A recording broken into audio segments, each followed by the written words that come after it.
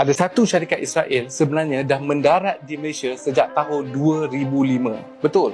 Nama syarikat ni adalah Zim. Boleh Google. Zim ini bukan syarikat US, bukan syarikat sekutu Israel, tapi syarikat Israel sendiri duduk dalam Malaysia, mendarat di Malaysia selama berbelas tahun. Tapi Alhamdulillah, ada satu Perdana Menteri telah tendang keluar Zim ini dari Malaysia. Cuba teka Perdana Menteri yang mana? Sebab benda ni berlaku tahun 2005, masa tu Perdana Menterinya Pak Lah. Adakah Pak Lah yang tendang Zim keluar? Tidak.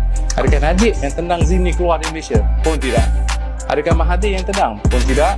Adakah Muhyiddin yang tendang? Sebab masa Muhyiddin jadi Perdana Menteri, ada Parti Islam? Pun tidak.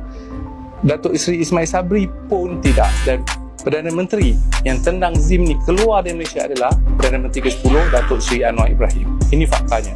Bukan setakat tendang tak bagi dia mendarat, nak berlabuh di pelabuhan kita pun tak dibenarkan lagi dah. Ini keputusan yang sangat keras, sangat tegas dan mencatat sejarah tahun lepas 2023 buatkan pertamanya tiada satu pun syarikat Israel boleh bertapak dan mendarat di Malaysia hanya pada tahun 2023. Tapi orang akan kata, tapi tak bagi